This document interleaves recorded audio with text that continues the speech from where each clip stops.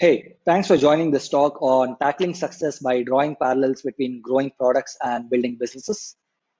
Before we get started, who is this talk for? If you're a first time entrepreneur or an upcoming product manager, I hope to leave you with some food for thought from my decade long journey of running a digital consulting firm. So, first of all, do product managers and entrepreneurs share a common secret source of success? I would say yes. There is definitely an aptitude and attitude intersection between product managers and entrepreneurs that aligns the two. Speaking of attitude, there is that fire in the belly to excel. We work extremely well under pressure while we are trying to tackle multiple goals at any given point in time. And we're also experts at managing the expectations of different stakeholders involved. In terms of aptitude, we're champions in critical thinking where we're able to make sense of data and connect the dots. And we're also great at wearing multiple hats at any given point in time. And most importantly, we are result oriented in our mindset where we are trying to drive outcomes and achieve real impact. So, why is building products often similar to building startups? I would say that the edge that entrepreneurs have in building businesses is often similar to what most successful product managers display, and that edge is essentially employing or hacking your way to success. And in other words, I would like to call it jugaad, which is essentially a Hindi word that loosely translates to frugal innovation. And if you look at it more closely, Jugaad is essentially finding inventive solutions to problem statements while at the same time being frugal in the usage of resources at hand and being cost effective in those solutions. So, how can we apply Jugaad for delivering success? Let's draw some parallels between building a business and growing a product. Whether it be building a business or growing a product in today's time, in a post COVID era, it's important to think bootstrapped, right? It's important to think that you have only limited resources at hand and you have to be able to kind of self sustain and grow in the days to come. So how do you do that? It's by focusing on the metrics that matter. And for a product as well as a business, and if it's a product based business, these are the four metrics that I would say are the most important to look at any given point in time. While we would have all heard of revenue being an important metric, and looking at revenue has always been the revenue growth rather been the focus area for most startup in the yesteryears, while continuing to be margin negative. I don't think that would be a very sustainable way of going about the future. And it is at that point it's important to drive not only revenue but also along with revenue see the margin growing quarter on quarter or year on year. And while you are looking to drive revenue and margin, what are the metrics to be focusing on that can help us achieve the two? Those are essentially reach and retention. So with better reach, with larger reach, you're going to be able to drive revenue. And to achieve better margins, you should be looking at driving retention. You should be looking at creating an experience that allows your users to be able to convert to paying customers and retain them, to be able to make sure that you have money coming in constantly while you're able to control your costs, and therefore whatever lets kind of gets left is the margin that allows you to keep the lights on and the show running. So if you have to kind of look at this, it is a cause and effect kind of an equation. With driving reach, you will be able to drive revenue, and by driving retention, you will be able to drive margin. And all these four metrics are the metrics that you should be looking at any given point in time. And any other metric that you're looking at should be related to these metrics, so that you can achieve a bootstrap, self-sustained kind of a model. How do you also kind of achieve that bootstrap mindset, right? In the world of investments, people talk about return on investment. In the world of building bootstrapped businesses and products, I think it's important to talk about return on effort, right? Which is essentially you have to look at, you only have limited time and resources available. How do you maximize the return in terms of that effort that you're putting in?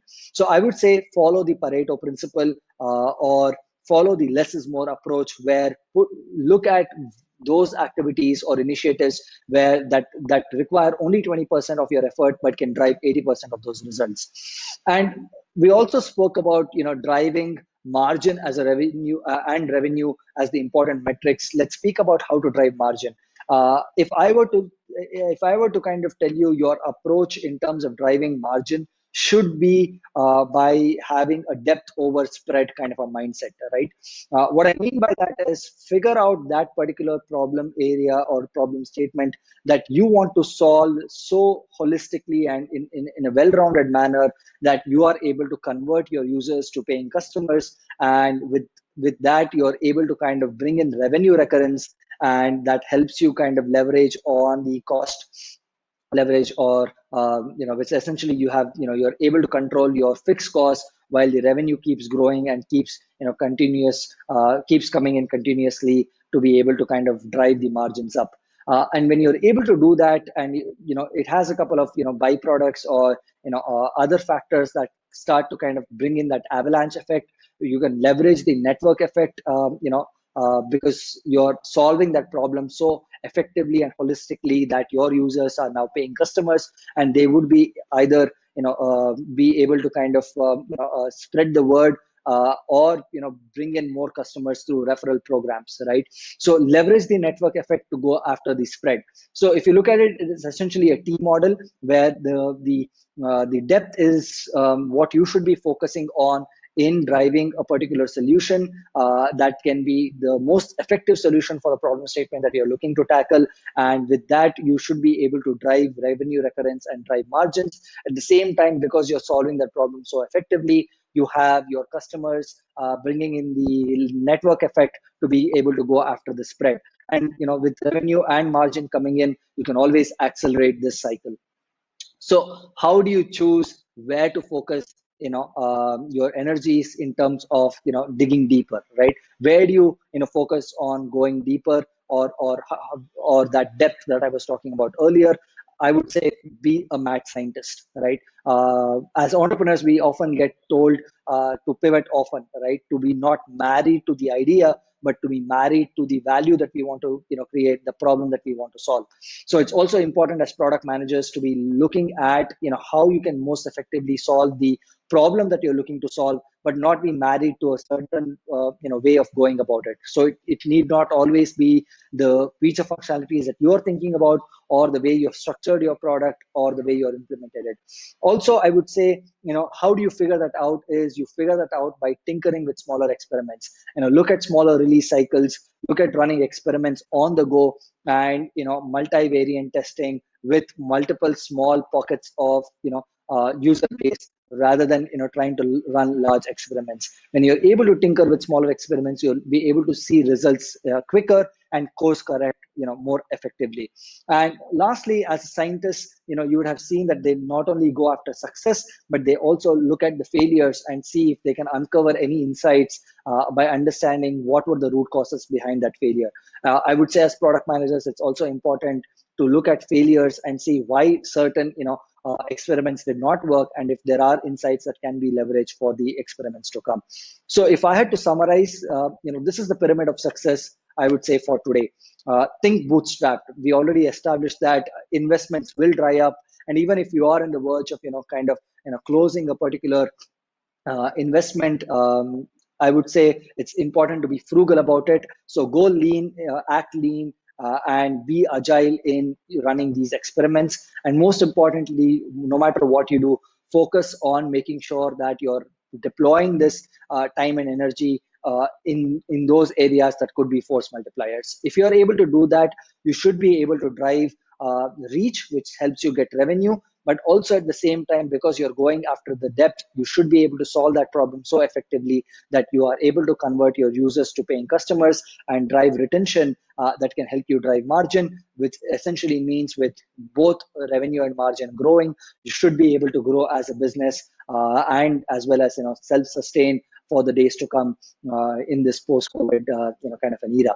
So if I had to kind of leave you with some thought, I would say today's most powerful technology leaders were once product managers, whether it be Satya Nadella, the CEO of Microsoft, or Sundar Pichai, the CEO of Alphabet and Google, who used to kind of head the Chrome project, over at Google, or even if you look at Steve Jobs, who was essentially a product manager come entrepreneur. Because if Steve Wozniak was the kind of the tech wizard, it was Steve Jobs who was kind of playing the cards in terms of how to scale Apple from where it was to where it could be. While that is been the case of the day, I would say tomorrow the equation could also flip, because it is definitely a two-way equation where tomorrow's entrepreneurs are perhaps today's product managers, because there's never been a better time to start up.